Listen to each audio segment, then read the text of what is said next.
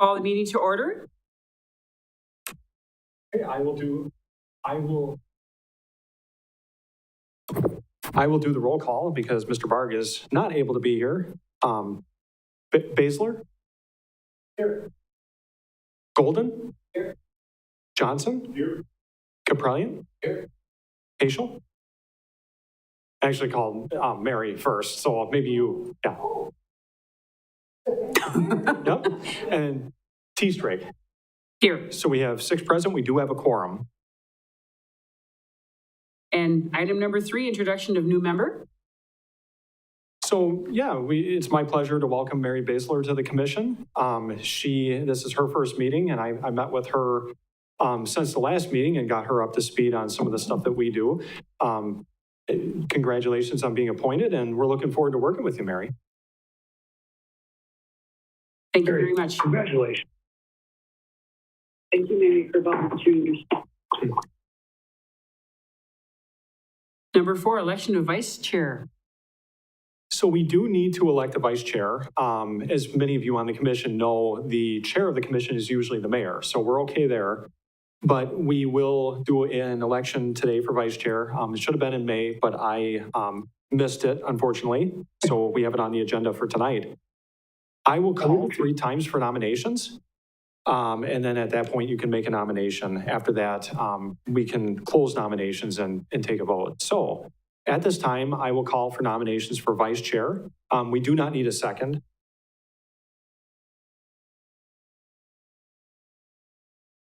Okay. So Alan has nominated Caprellian for vice chair. Are there any other calls for nominations? And then I will call a 3rd time. Any other calls for nominations? Okay, could I get a motion to close nominations and elect John Caprellian as vice chair? So a motion by Johnson, second by Paschal. And with that, could we have a vote? All in favor? Aye.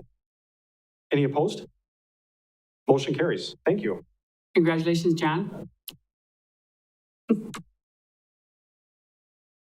On to number 5, approval of minutes, June 21st, 2022. Okay. So Bolden and Johnson? Was that? Okay, get that right. If you turn your mics on when you give up, because that way then Stephen will hear. Thank you. And the audience will also hear. Thank you.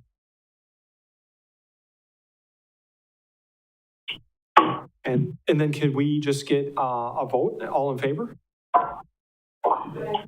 Any opposed? Motion carries. Thank you. Number 6, identify potential conflicts of interest. Please be advised per City Policy 3.340 that any member of the body shall declare a conflict if there has any interest, financial or otherwise direct or indirect, or engage in a business or transaction or professional activity, or incur an obligation of any nature that is in conflict with the proper discharge of the body's official duties. See no conflicts. We'll go on to number 7, which is citizen comments. Are there any citizen comments? Any citizen comments? Any citizen comments? Seeing none, we'll go on to number 8. For anyone on Zoom, could you please mute yourselves? Thanks. So item 8 is a conditional use request for an exception to the accessory structure area maximum for a garage addition for the property located at 810 Western Street, parcel 33-02066, zoned SR6, single family residential. So here you can see the subject site outlined in blue here. On the southern side of Western Street, it's kind of a deep parcel here, a little over 300 feet deep. So the applicant has an existing single family house and a detached garage here to the south of the house. And then a small shed at the very rear of the property there. And a lot of single family, two family, and then some mixed uses surround this property, as you can see in the aerial. So here we have the zoning of the subject site. So like I mentioned, a lot of single family around this in terms of the use and the zoning. So the subject site is SR6 single family, along with the immediately surrounding properties. I believe to the north, the Marshfield Clinic owns a few parcels that are zoned campus development, if I remember correctly. But for the most part, the immediate properties are single family zoned. And then the future land use map, pretty important too, recommends for the most part medium density residential for the subject site and surrounding sites. So for anybody watching, both anybody on the commission or watching here in the audience or at home, we do have a few applicable ordinance sections in the zoning code that apply here. So the applicant approached staff, I think a couple of months back, so pretty recently, about her desire to do an addition to her existing garage for more space for vehicles and storage. And the issue was that she was capped out. Code prevents you from going over 1,500 square feet of accessory structures if the property's ground floor area is 1,200 square feet or greater, or if the property is no more than 1,200 square feet in area, you are limited, or I should say is less than 1,200 square feet area, you are limited to 1,200 square feet of gross ground floor area of accessory structures. And I think the intent of the code sections is really scalability. You don't want a large accessory building overpowering the principal structure on a single family or two family parcel. So this section capped her, and the area of the addition that she's proposing, coupled with the existing shed and the garage, would put her over the 1,200 square foot limit. So sections 1865-8E in the code does allow for conditional use exception to the maximum accessory structure area permitted by code. But that does require, as you know, approval through Plan Commission and Common Council for that to happen. So you can see photographs, which I thought would be helpful. These are also, I believe, in the staff report, but showing her existing garage. You can see up on the left there, the front of the garage, so the side facing the house, and then where you pull in on the western side of the garage, and then that shed in the very rear of the property there, you can see my cursor. And then on the right would be the facade where this addition would go on. So it's a two-story garage, but the addition would only be a single floor. And the addition would only be for storage. There would be no accessory dwelling unit. I do not believe she'd be extending any utilities to this. It'd just be for storage at this point. So just showing you what the existing garage is. Her intent would be to match, I believe, the materials and the appearance of the garage. So the proposed addition here, again, just a single story, just showing the elevations that she submitted to us. So pretty straightforward. It would have minimal visual impact from the street. And it would not be going any closer to the eastern property line, which is the lot line nearest the existing detached garage. So that was good to know. We did have one of the neighbors, Ruth Nearing, did contact me, and she just had some concerns because she wasn't sure where this addition was going. And she just had fears that it would be encroaching towards her property, which is immediately to the west of the subject parcel. I did try to assure her that that would not be the case, that this would just be going directly to the south of the existing detached garage. So it would not encroach on her property, but she just wanted to weigh in. She wasn't able to make the meeting and wanted me to convey that concern to you all. And I just wanted to convey that and also let you know that I have spoken with her and tried to address her concern.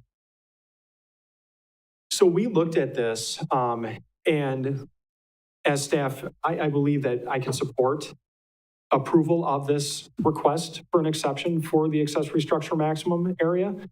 And we think that, again, it would have minimal impact to the street view and on the neighboring properties. So with that, we would recommend approval with the recommendations and conditions as stated in your staff report. Just wanted to call out, without reading them word for word, this exception would allow a 576 square foot addition for a total of 1,344 square feet of area for the detached garage and allow the shed to remain, but it would cap her at that accessory structure area unless she would come back here to Plan Commission and Council for further review and approval. So with that, if you have any questions or discussion. Alderman Paschal? I live up the street from this residence, and I'm very familiar with the layout there. You really wouldn't even know that the existing garage is behind the house because it's not really visible from the street. And the garage, the property just to the east of there already has a 3-car garage that will pretty much block the whole view of it from the east. So it's really not going to create any type of visual effect for anyone other than the people in their backyard. Thank you. Yes, John. Yeah, that's my take as well. You've got a very deep lot here. And then the neighbor to the east also has a similarly sized structure right there next to it. So I don't see any issues with this either.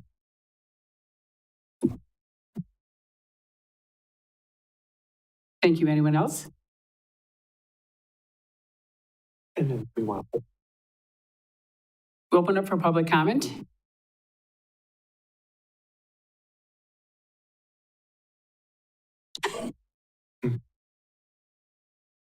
and the applicant, that's the applicant in the audience. So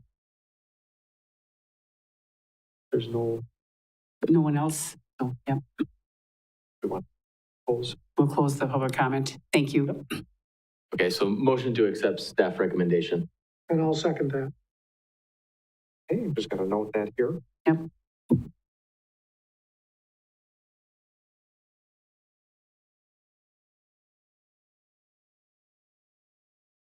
Okay, thank you. And then I guess all in favor? Aye. Any opposed? Motion carries. Thank you.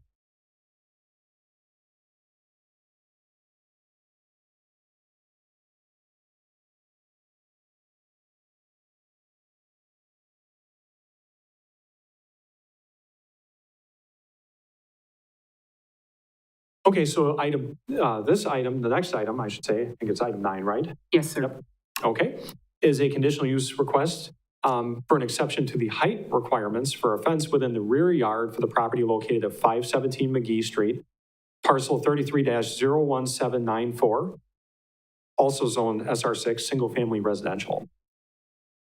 So the subject site here, you can see the aerial of it. So it's kind of some weird parcel configurations here.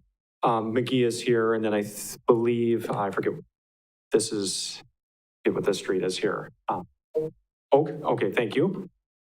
I need to make sure to turn these labels on these aerials. But anyway, you can see here how traffic travels along here, and that's part of why the applicant wants this taller fence. So we'll get into that in a minute.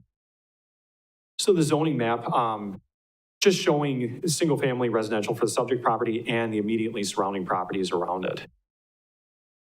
Future land use map for this one too recommends medium-density residential.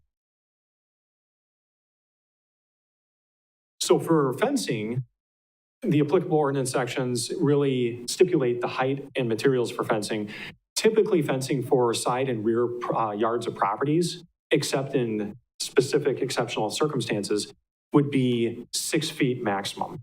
So you can do a 6-foot solid fence, but if you wanted to go higher than that, unless it's a property that abuts a non-residential district or a major street, neither of which is the case here, you are capped at 6 feet unless you come to Plan Commission and the Common Council for an exception to these zoning standards. Code does again allow an exception, and I think you have granted a number of exceptions in the past for fencing that exceeds the code minimum or maximum, I should say. But they do have to come back here for approval. So the site plan submitted by the applicant shows in red here the proposed location of the fencing along the northern and western property lines. So you can imagine where Oak runs there, some of the headlights of the traffic and some of the sound. The applicant just wants to screen the view and then also prevent some of that light from, light trespass from getting into her yard. So that is why she approached staff to ask for this request. The proposed fencing is shown here. And so just to give you a sense of what they'd be proposing, I believe there's aluminum posts, and then I forget if it's composite panels here. But, you know, it looks like it could be compatible, and could make sense on her property there. And it would be a nice privacy fence. It's of a material that should be durable and also not unsightly, you know, as you see the property. So we, as staff, we were able to support this. We have had similar requests in the past. And with that, we would recommend approving this request with the conditions and recommendation as stated in your staff report.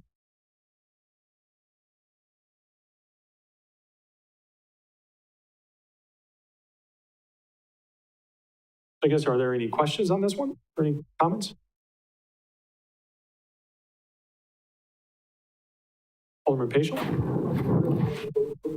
And actually, before you do that, if we'll have to open it up for public comment. Is there anybody here from the public to speak on this item? Anybody? Okay, I guess we can close public comment. And then with that, okay, thank you. I'll second. And who's seconded? Sorry. Okay. Thank you. All in favor? Aye. Any opposed? Motion carries.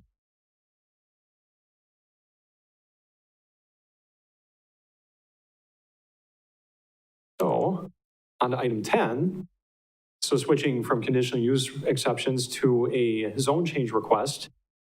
So this is a request to rezone the property located at 1401 South Apple Avenue, parcel 33-03674, from SR4, single-family residential, to TR6, two-family residential. So the subject site is here, and this aerial actually does a better job of showing some of the surrounding context. So mostly residential neighborhoods immediately around it, single and two-family properties. There are single-family properties immediately around the subject site, and then some two-family down to the southwest, and interspersed throughout the greater context also. So the zoning map shows SR4 for all of the immediately surrounding properties, except for right down here on the southwest. There's a strip of duplexes that are zoned TR6, two-family residential. And the TR6 zoning is what the applicant is actually looking for to go to here. The future land, actually, this just shows, sorry, before we get into the future land use map, this just shows greater context for the zoning. So you can see here those two families that I'm talking about. Campus development over here to the southwest, and then single family zoning except for some two family here and here. So it's not unprecedented in the area. Now moving to the future land use map, it does show medium density residential for the subject parcel and the immediately surrounding sites. And the zone change would be compatible with medium density residential. The comprehensive plan recommendation, the medium density recommendation actually allows for a range between 3 to 10 units, residential units per acre. So it would allow for some single family or two family residential. It would be consistent here with the future land use recommendation. And then this map, I wish it showed the parcel lines. Unfortunately, the way the levels, the layers in the GIS are set up, it did not do so, but the subject site is outlined here. And you can see most of the surrounding properties are recommended for medium density. So just showing you a little more greater context there, which I thought would be useful. And I believe this would be recommended for park here. The green is. We did, before I get into the recommendation, we did have one of the neighbors, and if I go back just to show you, for some reason it's going the wrong way. Sorry about that. Go back here. We had one of the neighbors on this side. She did weigh in, she called me, and she had concerns with the zone change. I think her concerns were the fact that there'd be the potential for a duplex. And she just, with the uncertainty of who might move in there, whether they may not take care of the property. And then also the fact that you'd be potentially looking at a pretty wide massing or, building massing on that site. And I did talk to her. She just wanted me to convey those concerns to you. I would say that any duplex that would come in or any building that would be constructed on the site would still have to go through staff review and approval for zoning and building permits. And it would still have to meet minimum setbacks on either side for the side lot lines and maximum building coverage for that zoning. So there might be the potential, yes, for a duplex that might be a little wider on the site than a single family might be. But you could also end up with a ranch or a single family, other type of house that would be wide in its massing on that site. So I can appreciate her concerns, wanted to convey those to you. But on the other hand, given the future land use recommendation and the precedent for TR6 zoning in that area, staff's recommendation is for approval of the zone change request to go from SR4 to TR6. And that you would recommend to the council approval of that, and then for us to prepare an ordinance for common council consideration. And that's what I have on this one. Are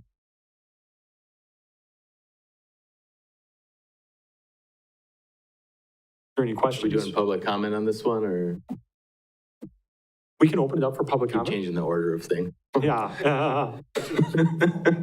Thanks. Anybody here to speak to this item? Anybody from the public? Okay, would you be able to come up and speak at the podium, please? And if we could get your name and address, just so that we have it for the record.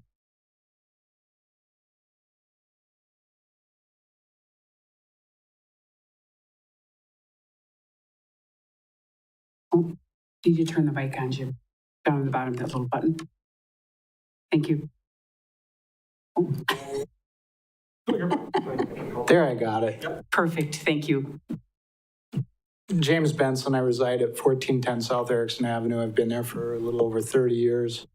The property in question I purchased about 20 years ago. When I had purchased it, it was 2 separate parcels, and I combined it for tax purposes just to pay 1 tax bill rather than 2. And then over those 20 plus years that my wife and I had owned it, we just kept it for a small garden and a little place to get away and sit around and have a small campfire, and plus let the neighbor kids play and run around. As time went on, the kids grew older, they went off, my wife and I grew older, and we just decided it was time to sell. So when we put it up for sale, there were several entities that were interested in purchasing the property. And when they found out that it was rezoned, I think it was 13 years ago, to single-family residential, they backed out of it. So in order to make it more sellable, I was hoping to have it rezoned for that purpose, to sell it and for a potential buyer to build a home or a smaller or a duplex that would fit on it and increase the tax base revenue for the city. And then I get out of mowing it and paying all the, the fuel costs for mowing it. So that's all I have for that. I understand the concerns that the neighbor lady behind the way, and we get along extremely well. But I mean, it's a potential loss of open view, and I suppose that could be a concern. It would be a concern of mine as well. So thanks for hearing me.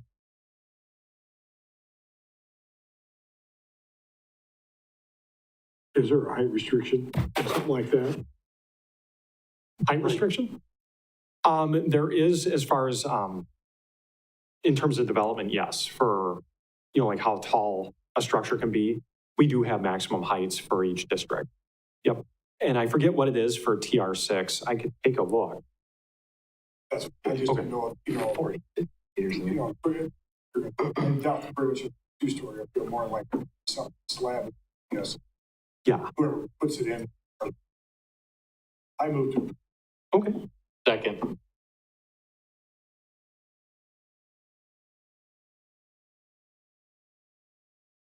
Okay, all in favor? Aye. Aye. Any opposed? Motion carries. Thank you.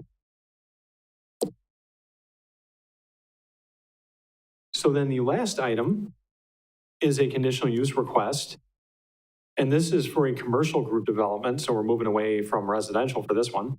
Commercial group development, outdoor commercial entertainment, an exception to the paved area setback for the property in the community mixed use zoning district, CMU district, located at 1600 North Central Avenue, parcel 33-03208. So this one, as many of you are probably familiar, this is 1600 North Central Avenue. This is the Rose Bowl Lane site. Currently one parcel with a single structure, as you know, that houses the bowling alley, a double fronted lot with frontage on Central and Chestnut.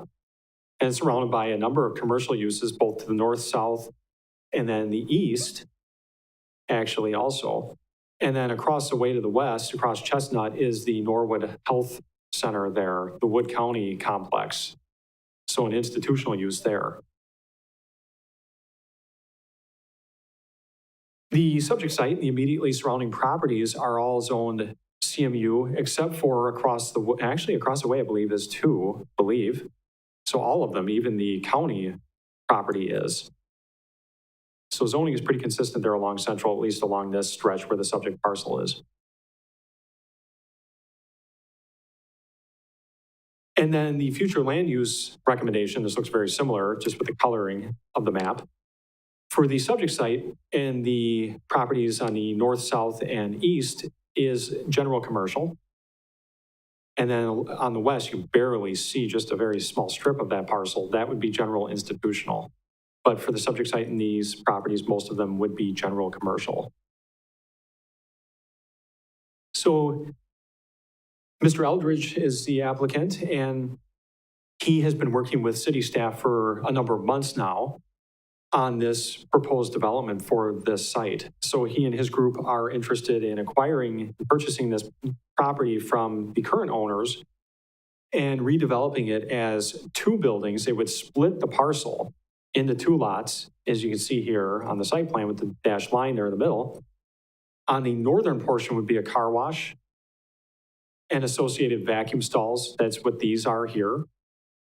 There's 12 of those. Drive through here to get to the car wash and then exit, and some parking there. And then on the southern portion would be a two-tenant commercial building. So it would have a retail component on the northern part of the building. And then the southern portion would be a fast casual, quick serve restaurant, with a drive-through and outdoor patio. And so there were a few things that would require the conditional use permit here. The outdoor seating for one, because in the community mixed use, the CMU district, outdoor commercial entertainment is a conditional use, so that requires approval through Plan Commission and Common Council.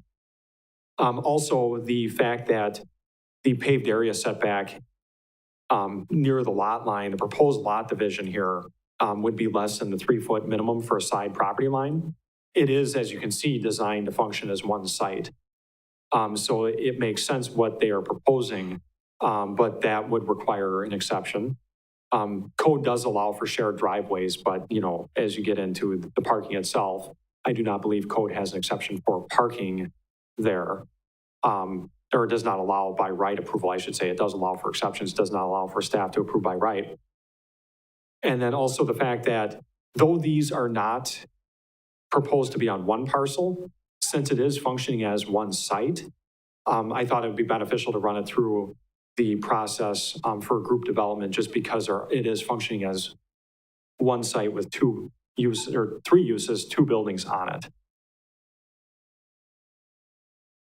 So for parking, the applicant did provide parking calcs, and the calculations do exceed code. For the car wash, really no parking is required for it by itself. Usually we require parking based on what the use is. So if it's a convenience store or gas station, that might require parking. We would assign parking requirements based on that. Here, there is no secondary use on that parcel. It's just the car wash. But the applicant is providing 12 vacuum stalls. I believe there are also a few, maybe 6 stalls here on the eastern part of the parcel for that car wash. So they would exceed what is required. And then for the building on the southern portion, if I go back, again, it's going the wrong way. Sorry about that. On the southern portion, we break it down based on the retail, which would be indoor sales or service. It'd be 1 stall per 350 square feet of gross floor area. So 10 stalls would be required. And then for that component, and then for the restaurant, it'd be 1 space per 150 square feet of gross floor area. So 15 stalls for the indoor part of the restaurant. The outdoor patio, the commercial entertainment portion, would be 1 space per 5 persons at maximum capacity. I estimated, estimation would be 25 people, so maybe 5 spaces required for that. The applicant does exceed the requirements for these uses also. I just want to note that the stalls here on the southern portion of the car wash, except for the vacuum stalls, I believe would be for this retail use. That is what the applicant told me, if I remember correctly. And so even though they're on the northern parcel, obviously the retail and the restaurant would be, need more parking than the car wash itself. So that's what these would be for. And they will have a cross-access agreement to allow for this parking to be shared between the 2 sites. So that is something that they are going to have as part of this development. So parking-wise, they would meet the requirements. Getting into landscaping, this came up, so I'll just get into it now. They would meet or exceed the landscaping requirements. They do not have any buffer yard requirements because the zoning is the same on the southern and the northern part of the site with the surrounding parcels. But they will need street frontage and paved area landscaping based on their calculations that are included in your staff reports and here in the slides. They would meet or exceed the requirements for street frontage and paved area landscaping. So we are comfortable with what they're proposing as far as we can tell. And we'll look at this again through the site plan review process, but at least from my initial review, it looked like they were meeting code. For lighting, signage, and stormwater, they have not submitted plans yet, which is understandable because they are still working with their design team on those. These plans will be submitted to staff for site plan review. Because this is a conditional use permit request, it's not a plan development, so they do have to meet code. If they would not meet code with any of these, they would either have to revise these plans to meet code, or they'd have to come back here for additional exceptions or rezoning, plan development process, whatever would be appropriate depending on what the request is. But I do not anticipate them having problems meeting code for these. So they will submit these plans. They do propose biofilters as far as for the stormwater management, and that's proposed in 4 locations on the site plan. And then our city engineer, Tom Turchi, actually has requested that they submit a traffic impact analysis because he wants to make sure, especially for traffic turning left from Central Avenue on into the site, that we're not going to have backups and potential for collisions there. So he will require that, and we are recommending that that be required as a condition of approval of this request. Building elevations. So the applicant did provide elevations for the car wash. This just gives a sense of what it might look like here. This is another location that already exists, but it gives you a sense of what the massing of the building might be and the materials. We do not have elevations at this point for the retail and restaurant building just because they are still pretty early in their design process with their team. So in summary, just to recap, there are 2 buildings proposed for this site. There'd be a car wash in the northern portion, the retail and quick serve multi-tenant building with an outdoor patio for the restaurant use would be on the southern parcel. Applicant would be looking to split the lot into 2 parcels. The conditional use permit is required for the outdoor seating because it's considered outdoor commercial entertainment. by zoning ordinance. There'd be an exception required for the paved area setback between the north and south site. And we think we can support that. They do appear to be meeting the setback requirements for parking and paved areas, both from the right-of-way. They'll just need some minor tweaks there to meet the 10-foot setback from the right-of-way. And then they will meet the 3-foot side setback on the northern portion of the site and then on the southern part of the site. And then the applicant would submit cross-access agreement for staff review. So we would review that before it goes for recording at the Wood County Register of Deeds. And that would be to allow that shared access and parking in these sites to operate as one site. He'd also submit photometric, so lighting, signage, stormwater plans, and the traffic impact analysis to us for site plan review. So with that, we are recommending approval of the conditional use request. And actually, before I get further into the approval and the conditions, I just wanted to bring up two. See here, if I can find in my notes. The administrator of the Wood County complex across the way to the west, Marissa Kornak, I believe, at 1600 North Chestnut, she just wanted us as staff and you as the commission to be aware.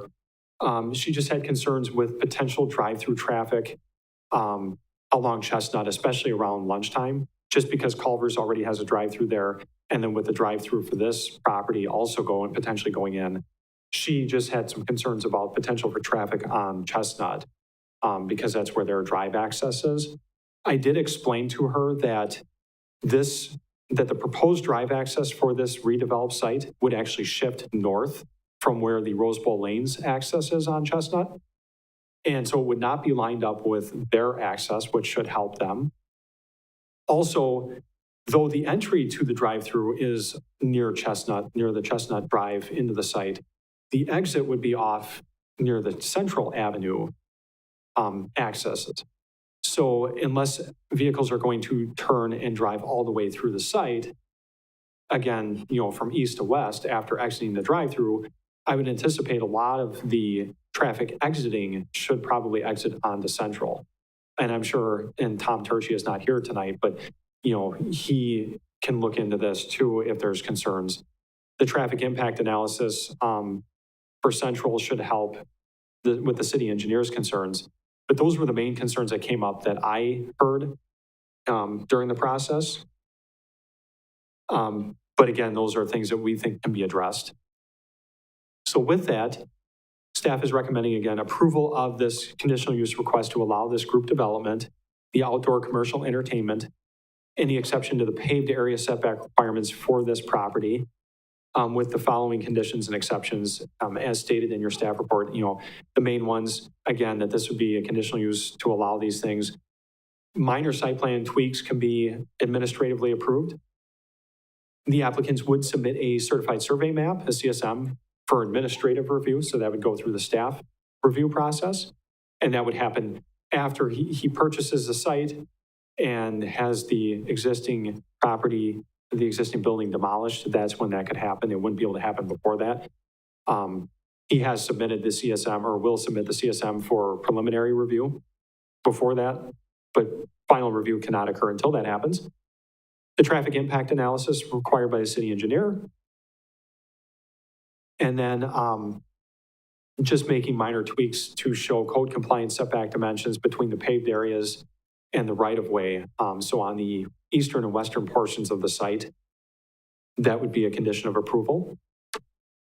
And then again, just submitting code compliant stormwater management, signage, lighting plans, and obtaining all required permits prior to installing anything on site. So with that, that's what I have. Open to public comment. Did you want to make any comments? Yes, sir. Thank you.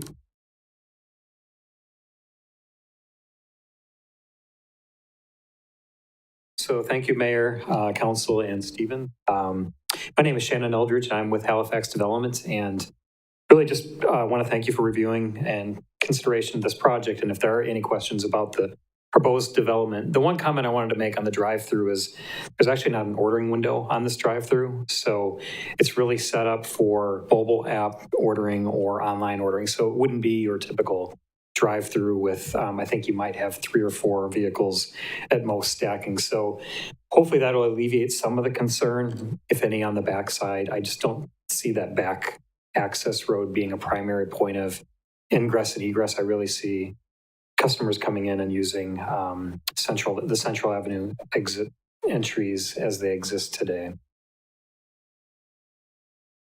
Any questions? Yes, John? Yeah, Stephen, can you bring up the map where we show the site plan? Sure. Yep, I'll go back there. I'm not sure I understand the traffic flow, and maybe Shannon, you can explain all the ins and outs of the property and where you expect people to drive. Sure. Quite confusing here. Yeah, no, it is. Now, we're not changing the existing access. There's, on the northern end, there's shared access with house heating, so there is a full movement in and out. And you can actually take a left turn as you're heading north on Central into the site, and you can actually take a left turn out as you're exiting there. So you can see the in and out arrow on the north side of that site plan. Okay, so the in the white space, it'd be the in arrow that's accessible. Yeah. So customers for the shopping center or for this development will come in. They can enter on that side. And most likely if they're heading north on Central and taking a left, that's how they're going to access the site. And we have a similar arrangement on the southern end where that's shared access with Culver's. But in that case, you're going to have right in, right out only access at that point because you have a raised median on Central there. So your arrow that's in your gray space, real close to where your cursor is there, pointer, that's where you expect most people to come in for the restaurant? Or do you expect them to go to Chestnut? I think majority will come in off of Central. I think majority of the traffic for this development will be off of Central. I believe that's how the access works today with the bowling alley as well. You may have some off of Chestnut, but I believe the majority of traffic will be coming off of Central. So they'll come in, take an immediate right, go around, and then through the middle parking lot area there, and then get into your drive-through lane. Correct. And I think over time, people coming back to the site, they may realize that coming in that northern entrance is actually probably a little bit more convenient since the majority of the parking is on the north side of that retail building that we have. So over time, I would imagine more traffic coming in there because if you're turning in a right into the center, you're going to have either that northern point or that southern point. But again, the majority of the parking is north of that building. So the northern point is the House of Heating site? Correct. So you'd cross all the car wash area to get over to the restaurant then? Correct. Yeah. Mary? I'm still trying to understand the layout and so Culver's and the south side is going to be sharing those driveways, right? Correct. Chestnut and Central.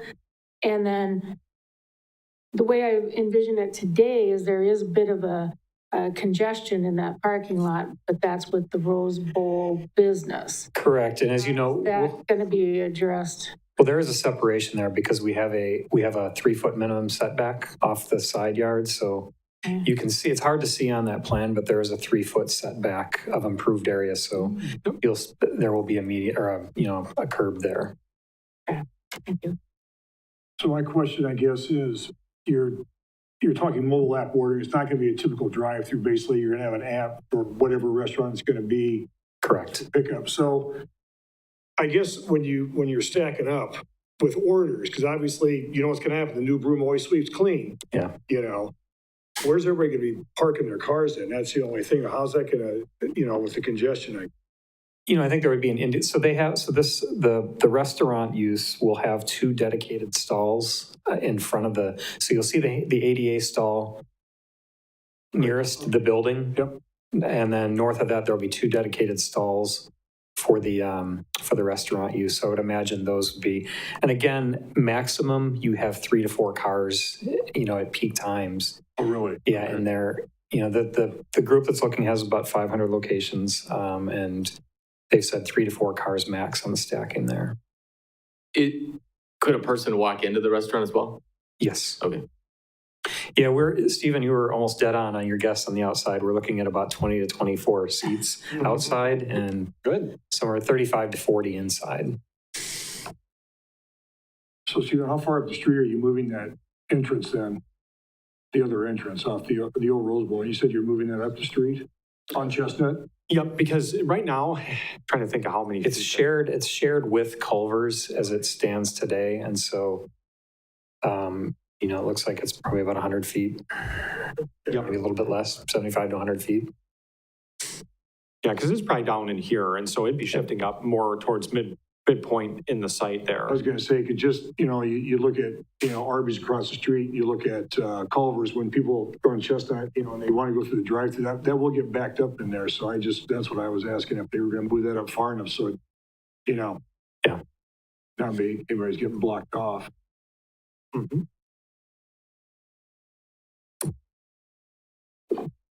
Traffic is my greatest concern with this. That Culver's is slammed all the time. And it's a pretty busy part of Central, that's for sure. So Turkey will do his job, I'm sure, to figure out if we've got some risk there, but that's my greatest concern with this.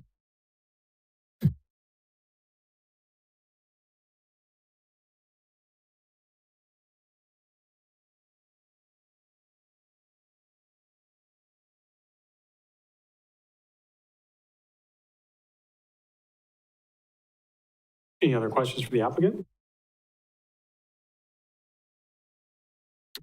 All right, thank you. Thank you, Shannon. And we'll close public comment. Okay.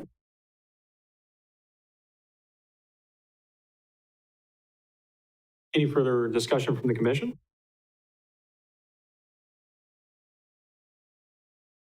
With that, could we get a motion and a second then? So moved. I'll second.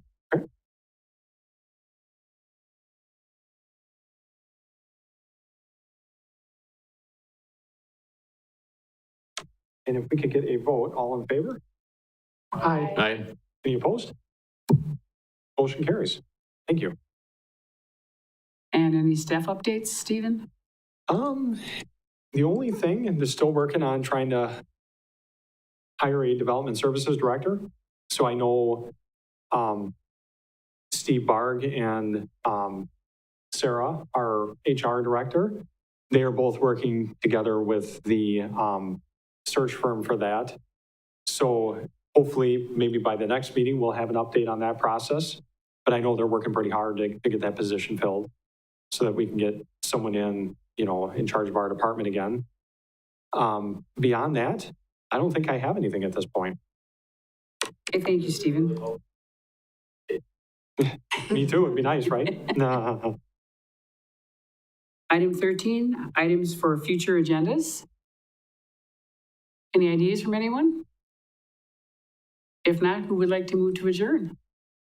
Just one comment, if we're gonna have something like this again, like with traffic questions or whatever, it'd probably be nice to have one of the, the street engineer, Turkey Sure. here to, just kind of add into it a little bit, be my only last opinion. No, that's good feedback, and that makes sense. I can make sure I bring that up, because we usually work pretty closely with engineering, at our development review team meetings, but sometimes, like you said, it's nice because he can speak better to that stuff than I can, and he'll be able to answer questions. And if he couldn't be here, a statement from him. I know he's done that in the past when he hasn't been able to be here. He'll give a statement of concerns he may have or the concerns that we might bring up that he doesn't think are a big issue, and here's why. Sure. Just some education would be good. Yeah, that makes sense. I do believe for the group development one, the Chestnut access, I believe if I remember correctly, he did say that he'd prefer to see one access to two. He'd rather see one rather than two on Chestnut. But beyond that, yeah, I know what you mean. If we could have him here, then that way there can be that dialogue. Motion to adjourn. Second by Chris. Thank you all.